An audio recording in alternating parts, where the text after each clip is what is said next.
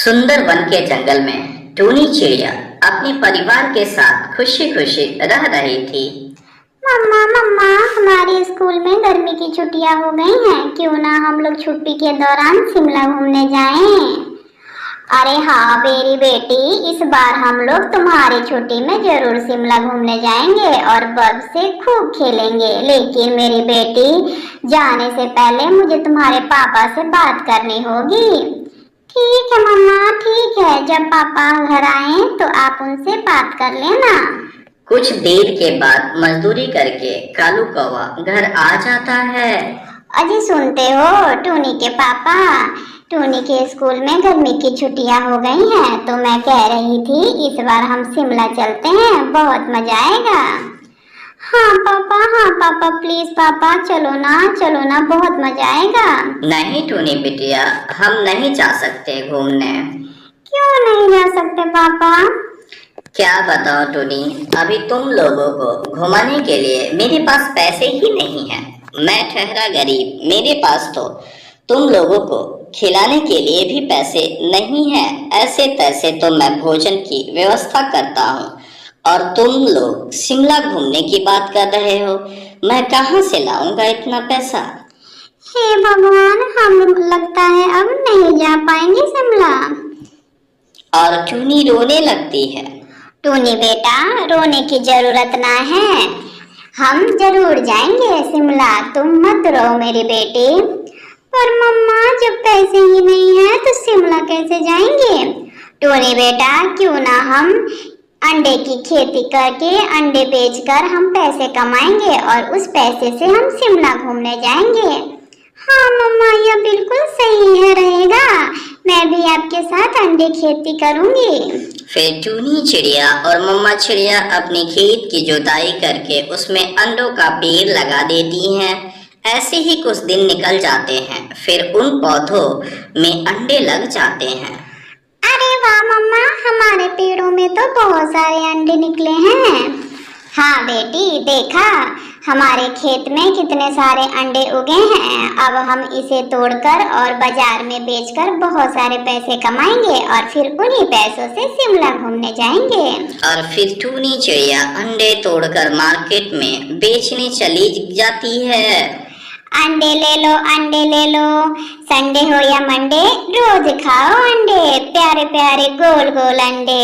अंडे ले लो भाई साहब, अंडे ले आओ, मैं कहीं तो बीबी मारेगी डंडे। अरे ओ रानो, मुझे भी खिलाओ तुम ना अंडे। फिर देखते ही देखते टूनी के पास सभी आने लगते हैं। टूनी इसी तरह अपने अंडे बेचकर बहुत पैसे कमाने लगती है। अरे वाह मम्मा, हमारे पास तो इतने सारे पैसे हो गए, अब तो हम शिमला भी जाएंगे और मजे भी करेंगे। टूनी और उसकी माँ अभी बातें ही कर रहे थे कि तभी उनके पास एक भूतिया चिड़िया आ जाती है। अरे ओ रानी, मुझे भी तो अंडे खिलाओ। अरे वाह, ये अंडे तो बहुत स्वादिष्ट हैं। फिर वह भूतिया चिड़िया अंडे खाकर बिना पैसे दिए वहां से जाने लगती है। अरे ओ मैडम जी, अंडे के पैसे तो देकर जाओ। अरे कमीनी चिड़िया, तेरी इतनी हिम्मत, तुम मुझसे पैसे मांगेगी? फिर वह चिड़िया अपने असली रूप में आ जाती है और उन दोनों माँ बेटी को अपने जादू से मार देती है। अरे ये दोनों माँ बेटी अब तक घर क्यों नहीं आई? रात भी होने वाली है। ऐसा करता हूँ, मैं खुद जाकर देखता हूँ कि ये दोनों क्या कर रही हैं। कालू कौवा उड़ते उड़ते उसी जगह पहुंच जाता है जहां रानो और उसकी बेटी टूनी अंडे बेच रहे थे। कालू कौवा रानो और टूनी को मरा हुआ देखकर कहता है, अरे मेरी बेटी रानो, उठो उठो, ये क्या हो गया तुम लोगों को?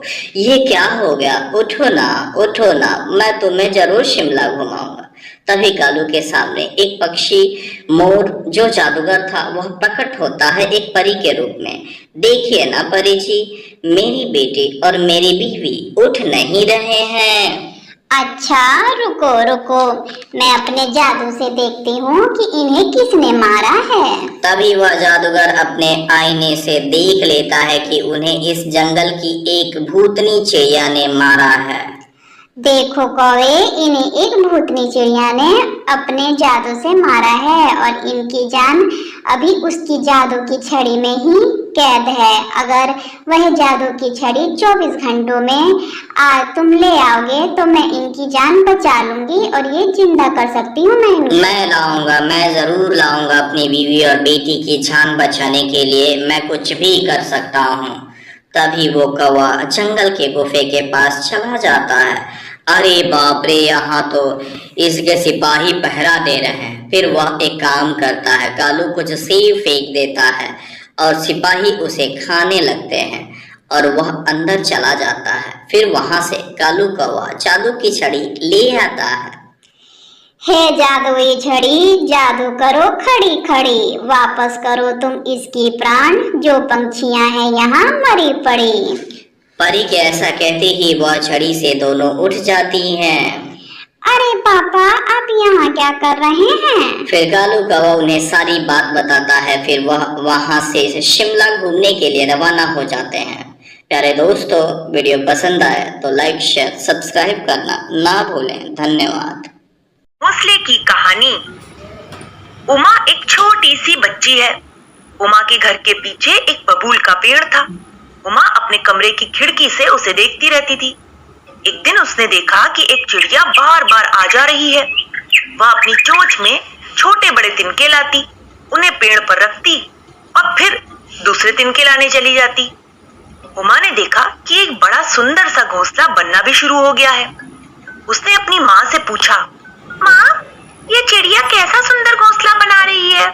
पर हमारे घर में जो चिड़िया घोंसला बनाती है वह तो इतना अच्छा नहीं होता, ऐसा क्यों है? इस पर माँ ने कहा, बेटी, पेड़ पर तुम जो घोंसला देख रही हो वो बया नाम की चिड़िया का है। बया घोंसला बनाने के लिए बड़ी प्रसिद्ध है। इसके घोंसले बड़े ही सुंदर होते हैं। इसका कारण यह है कि यह जी जान से अपने काम में जुटी रहती है। यह अपने काम को पूरी मेहनत और लगन के साथ करती है, इससे इसका काम अच्छा होता है। यह कहकर माँ तो रसोई में खाना बनाने चली गई। अब उमा को शरारत सूझी। उसने खिड़की में से एक डंडा डाला, डंडे से धीरे धीरे हिलाकर घोंसला गिरा दिया। इतने में दाना चुगकर चिड़िया वापस आई। उसने देखा कि घोंसला टूटा पड़ा है, कुछ तिनके बिखर गए हैं और कुछ हवा में उड़ गए हैं। अपनी मेहनत यूं बेकार होती देख बया को बड़ा दुख हुआ। वह थोड़ी देर तक चींची करके रोती रही। फिर सोचा कि रोने से क्या होता है, रोते रहने से तो कोई काम पूरा नहीं हो सकता। इससे अच्छा तो यही है कि मैं दोबारा से ही घोंसला बनाना शुरू करूं। अतः वह फिर से अपने काम में जुट गई। दूसरे दिन बया जब खाना खाने गई तो उमा ने फिर उसका घोंसला गिरा डाला। उसने यह न सोचा कि इससे उसे कितनी परेशानी और दुख होगा। 2 दिन तक यह होता रहा। बया घोंसला बनाती और उसके जरा हटने पर उमा उसे तोड़ डालती। एक दिन जब उमा घोंसला गिरा रही थी तो उसकी माँ ने उसे देख लिया। उन्होंने कहा, उमा, तुम यह क्या कर रही हो? किसी को सताते नहीं है, किसी के काम को बिगाड़ते नहीं है। बया चिड़िया है तो क्या, तुम्हारे इस काम से उसे बड़ी कठिनाई होती है।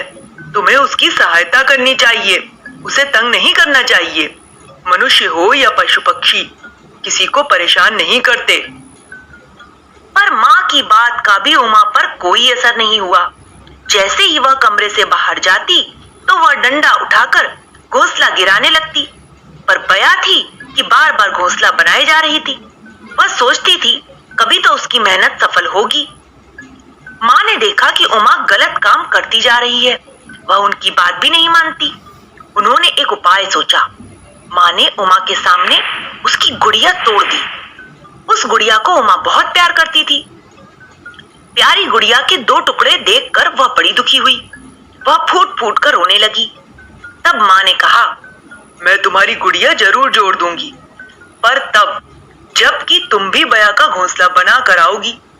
अब तक तो उसका पूरा घोंसला बन जाता, तुमने उसकी मेहनत बेकार कर दी। माँ की बात सुनकर उमा दौड़कर कमरे से निकली। उसने अपने घर के बगीचे से तिनके और टूटी घास बीनी। वह पीछे से निकलकर जल्दी से पेड़ के पास पहुंची। वह सोच रही थी कि मैं अभी मिनटों में घोंसला बनाकर तैयार किए देती हूँ। वह डाल पर तिनके रखती, घास से उन्हें लपेटती जाती, पर तिनके थे कि डाल पर टिकते ही न थे। वह बार बार कोशिश करती, पर सब बेकार हो जाता।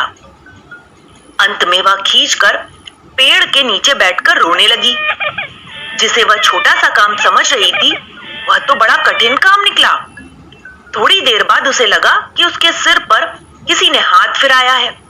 उमा ने पीछे मुड़कर देखा तो माँ सामने खड़ी थी। वे कह रही थीं, कोई काम बिगाड़ना तो सरल है, पर बनाना कठिन होता है। यदि कर सकती हो तो दूसरों की सहायता करो, किसी को न तो सताओ और न ही उसका काम बिगाड़ो। उमा को लगा कि माँ की बात न मानकर उसने बड़ी भारी भूल की है। अब वह सदैव उनकी हर आज्ञा मानेगी। तो बच्चों, इस कहानी से हमें यही शिक्षा मिलती है कि हमें किसी का भी काम नहीं बिगाड़ना चाहिए, बल्कि हमें सबकी सहायता ही करनी चाहिए।